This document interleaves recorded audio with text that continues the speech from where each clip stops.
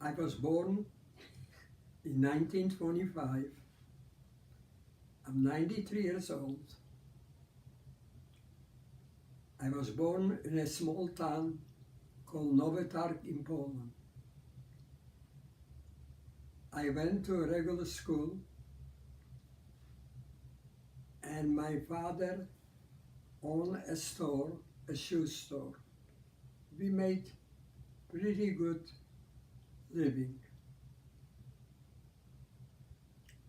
But in 1939, the German occupied Poland. And then, when they occupied Poland, they start to do all kind things against the Jews. And the police, the German police, allowed us to open the store and sell for 2 weeks. A permit. And one day there was a market in the store, there was a market in the city, and I was in the store with my mother. And then my mother says, you know what, why don't you stay in the store and I'm gonna go shop.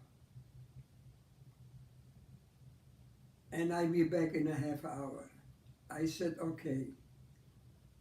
And when I was in the store, maybe about 10 minutes later, a truck came with the Gestapo. The Gestapo wasn't in our city, but he was in the Krakow. There was a big city. They came in front of the store and says, you're Jewish, why do you open? And I told them, and I showed them the paper. They took the paper, they throw it away, and they told me to take a big box and put a lot of shoes in it and put it on a truck. I did it, and I found out that there was another 3 Jewish boys in that truck. Then they took me away to another store with bicycles. And they told me, and they told the other boys to bring the bicycles to load it on the truck. We did do it. In time, my mother came to the store, and the neighbor told her that Gestapo took me away. She was very upset. She didn't know what to do. And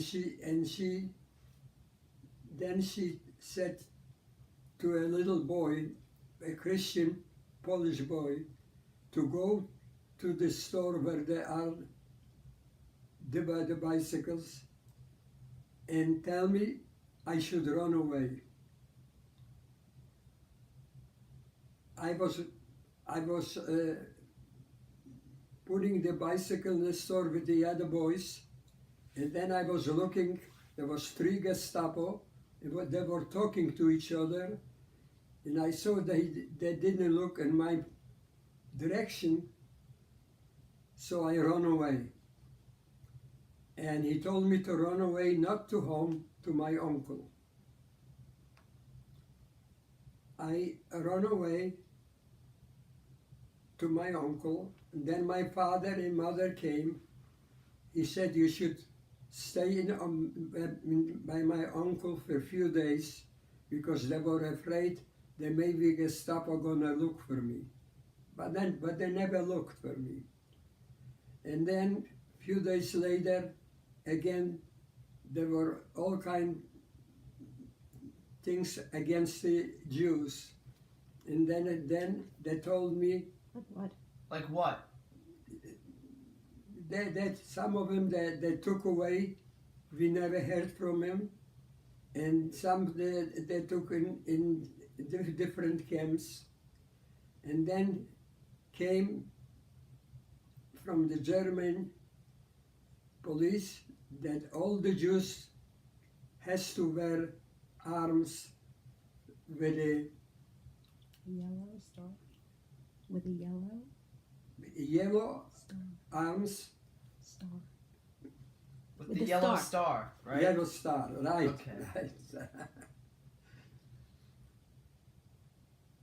So what did you And- do after that?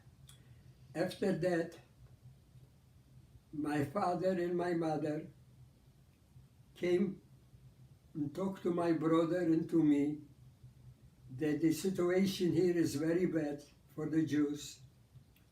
At least we should run away to my aunt. That was my mother's sister. She lived in Czechoslovakia. They hired a guide, a farmer, because we lived maybe 5 miles from the border, and they paid him, and he took us to the border, and we crossed over to Czechoslovakia. Over the mountain? So you had to go over a mountain, right? Yes, I have to go over the mountain, and there was like 12 o'clock in the night. And we came to Czechoslovakia.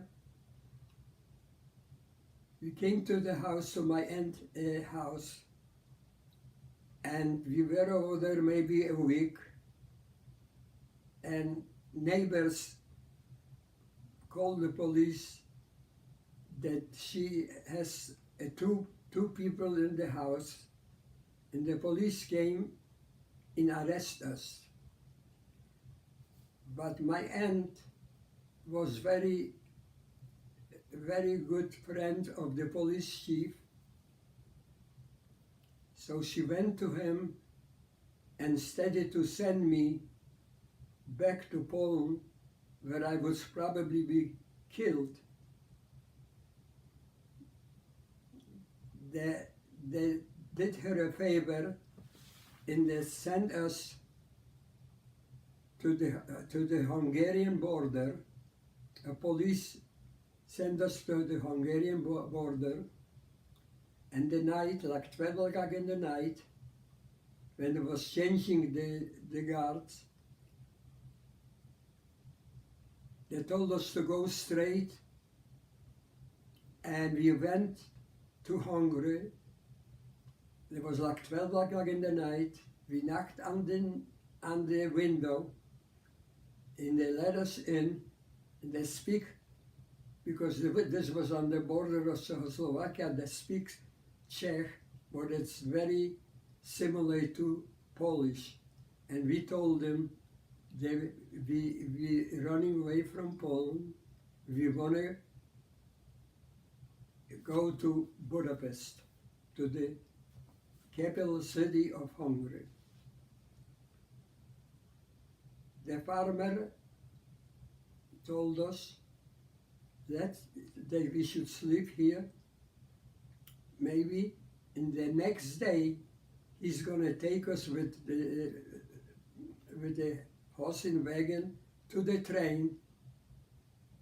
We came to the train. We had some money, but my aunt gave us Hungarian money. We bought a ticket,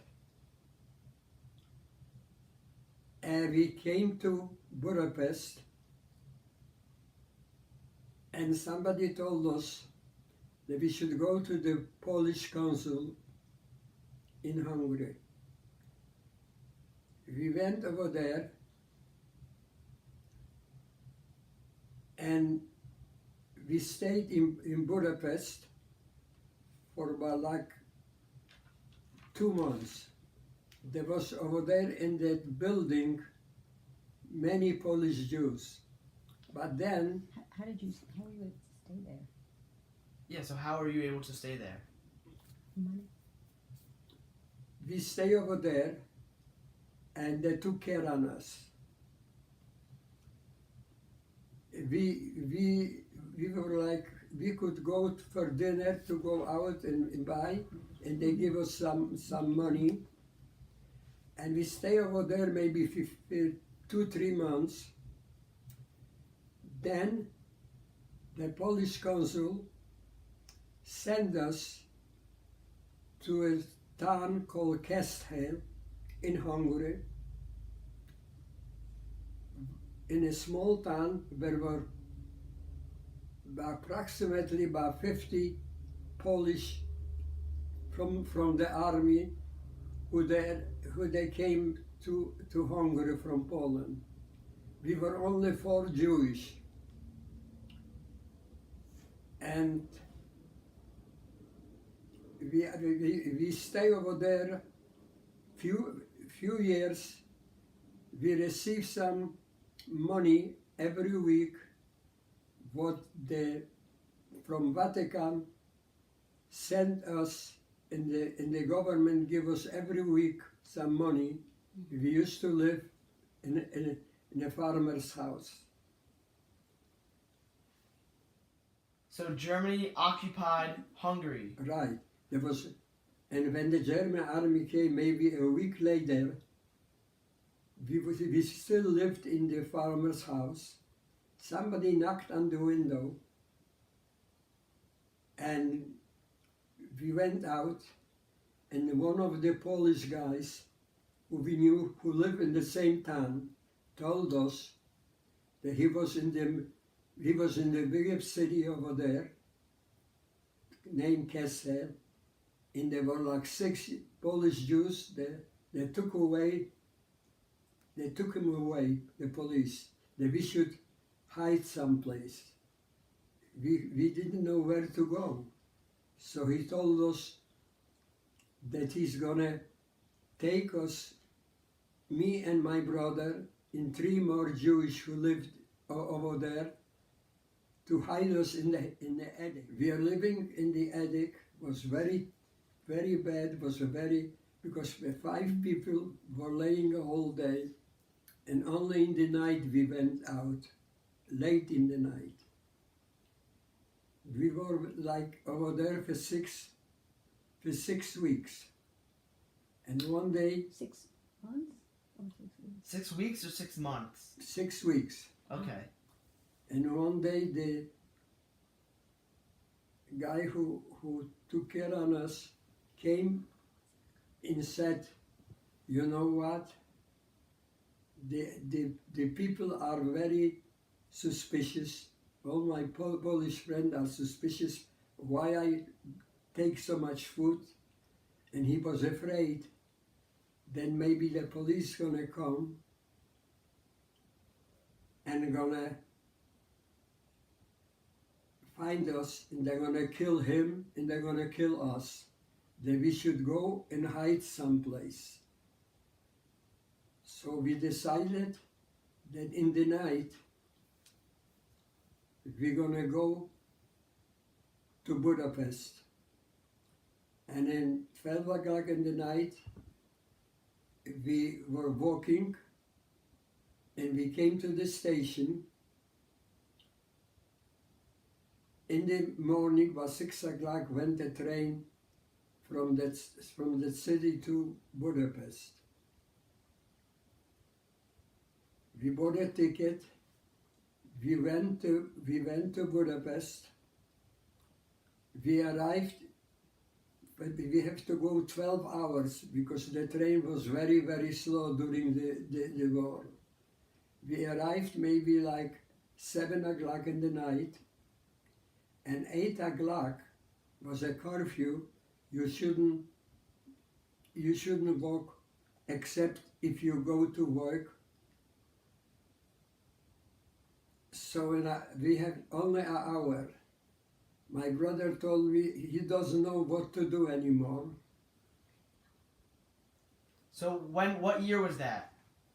This was the year in 1944. When So the how German- old were you then? Then I was probably about 17 years old. All right. About 17 years old, 16, 17 years old. So you guys had an hour. Where'd you guys go? So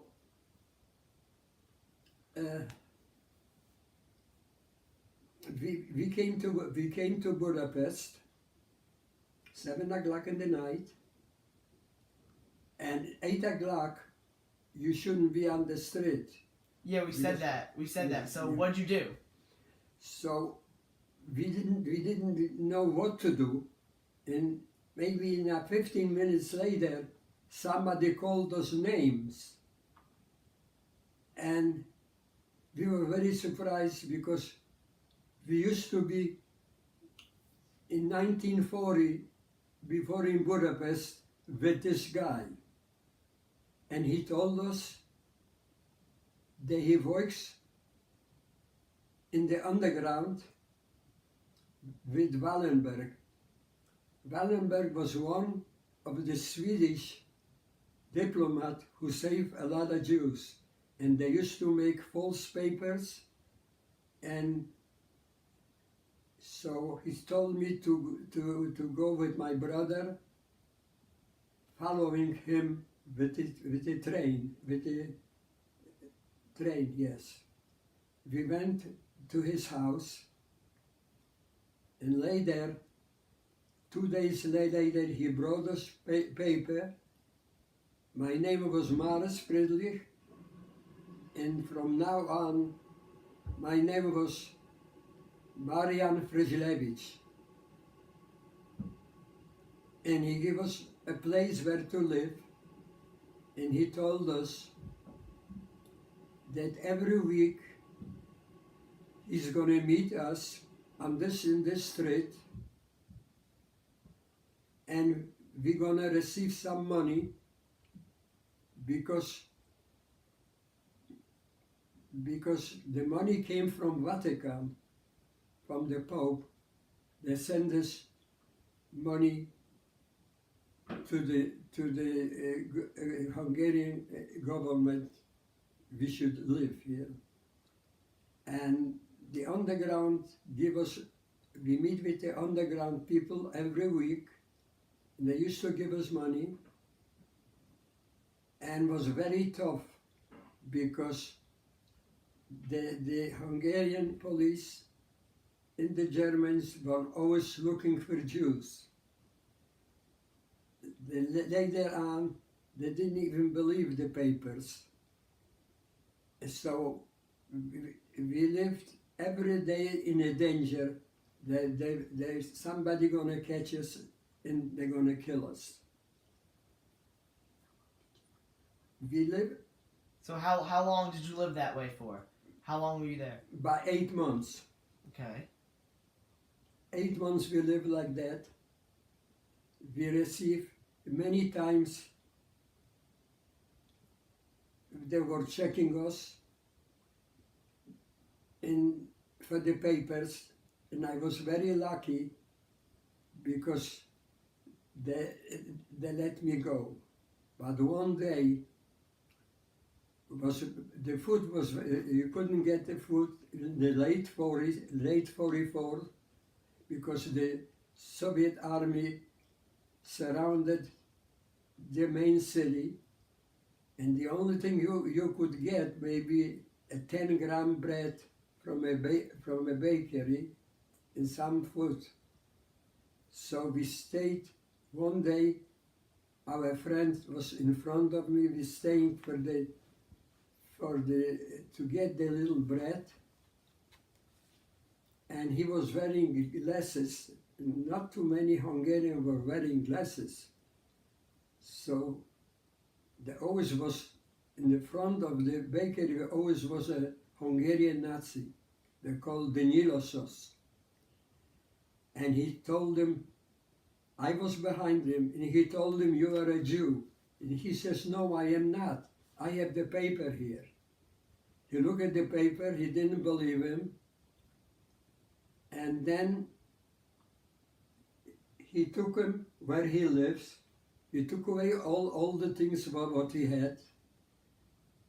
And they took him to Donau, which was the main river crossing the city, and they shot him and they throw him in the Donau. That's how we find out from the woman where he lives. We went over there, we asked him, his name was Michael. What happened to Michael?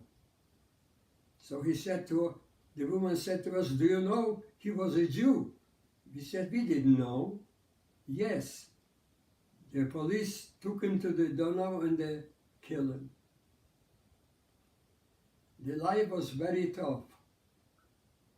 And many times the police came, asked for identification place, because there wasn't too many young people. There was all in the army. And one day, we went like 4 guys on the street. We were walking, and one of the Hungarian Nazi came, and he picked up the hand and said to me, "Stop here." The 3 guys went with my brother. They didn't go. They went out, and he asked me for identification. I showed him the Polish papers. He asked me why I didn't go to the army to fight the Russians. I said I went, but because I'm a Polish citizen, they didn't want to take me. So he said, "Go now, they're gonna take you now." And he put the hand up, he said, "Hi Hitler." And I said, "Hi Hitler," he let me go. I was very lucky. When I went after my brother and the other guys, they couldn't believe it, that he let me go. The life was very, very bad. But maybe in the end of 1944, this was like 8 months of hell. Every day was thinking we're gonna get catch and we're gonna get killed. But in 1944, the Russian army came to Budapest, and we were free. And we were very happy. Then, through my aunt from Czechoslovakia, my sister was in Auschwitz. She used to make the uniforms for the soldiers, and she survived. And she found out through my aunt that we live in Budapest. And one day I was standing in front of my house.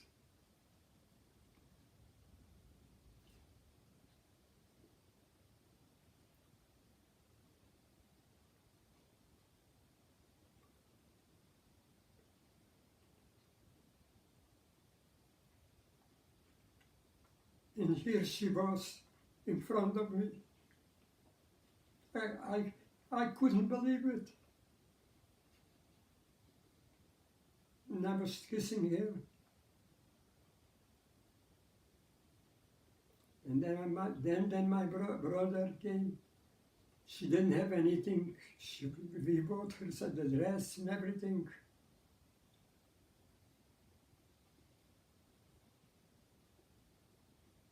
And then we were all 3 together. I found out from my sister that when she came to Auschwitz, there was the German, a doctor called Mengele. And she told my parents and the old people to go to the left, and the younger people go to the right. They put my parents straight to the gas chamber, and my sister put to work. And that's how she survived. Then we went to a DP camp. We were over there from 1945 to 1950. In 1950, President Truman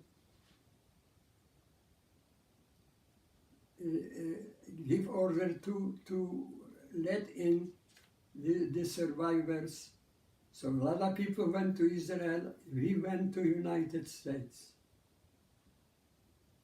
I came in the United States in 1950. I met my wife and we got married. I had 3 children, 1 girl and 2 boys. I worked in a store for 5 years, and then I opened up my own store. I was very successful.